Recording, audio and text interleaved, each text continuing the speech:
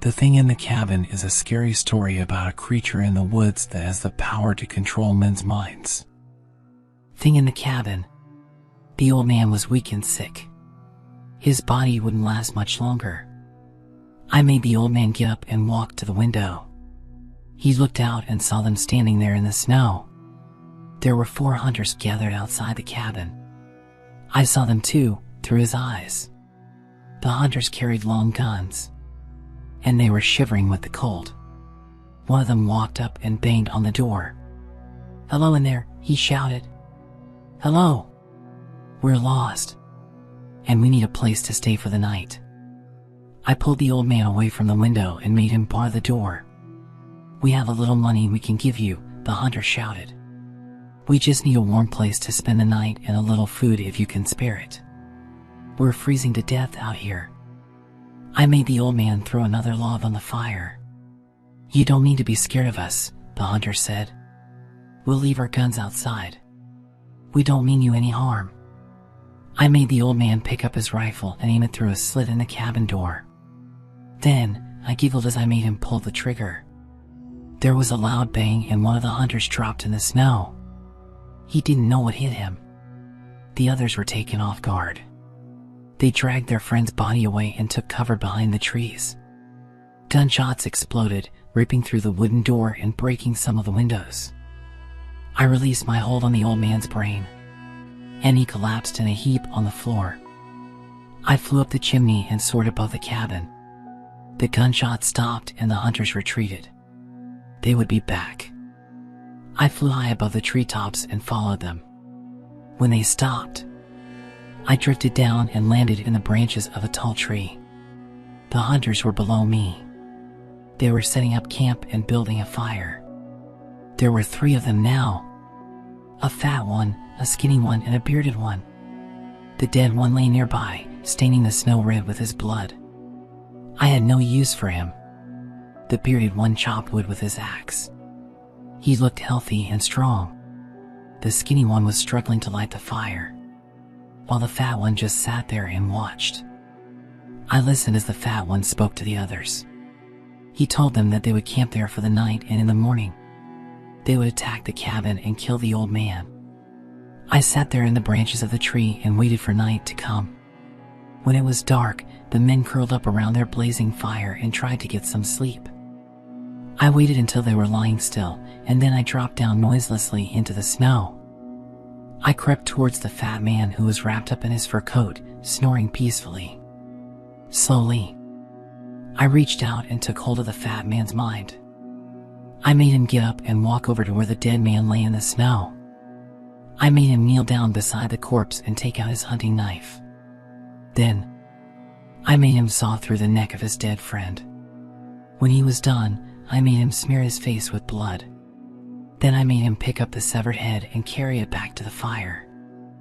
I released my hold on the fat man's mind, and that's where I left him, standing in front of the fire, smeared with blood and holding the dead man's severed head.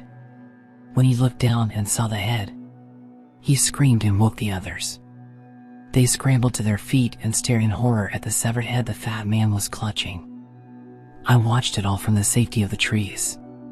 There were shouts and more screams as the skinny one and the bearded one grabbed their guns and blasted the fat man until he lay in a bloody heap on the snow.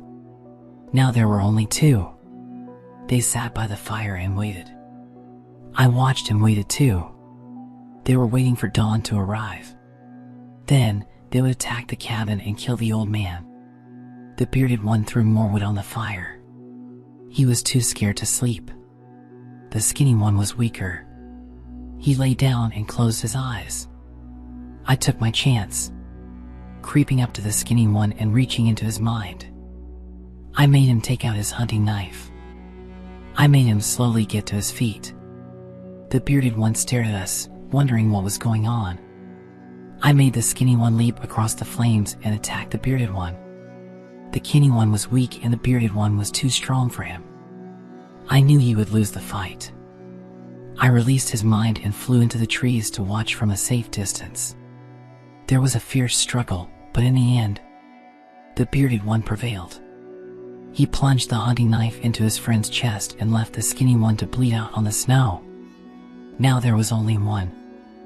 I flew back to the cabin and slipped down the chimney. The old man lay on the floor where I left him. I took hold of his mind again, and we searched through the cabin. There was not much in the place that I could use. In a rusty metal box, I found a pair of garden shears. The handles were rusty, but the blades were still sharp. I made the old man pick them up. I made him look out the window, and through his eyes, I saw the bearded one coming across the snow, his gun at the ready. "Come out, old man," the bearded one cried. "Come out or I'll kill you." He fired his gun and a bullet ripped through the cabin door. I made the old man shout, "Okay, I'm coming out." I made him open the garden shears and place the blades at either side of his neck. Then, I made him throw open the door and walk out into the sunlight. When the bearded one saw him, he stopped in his tracks and raised his gun. "What are you up to, old man?" he demanded.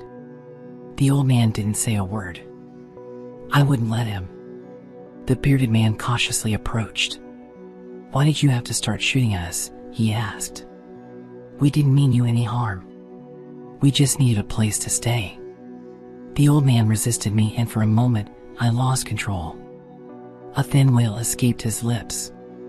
"Help me," he begged. I regained control of his mind and, summoning all the strength he had in his withered arms, I made him slam the handles of the shears together. The blades snapped together, slicing off his head. It fell to the ground with a thud, then his body crumpled and collapsed in a bloody heap.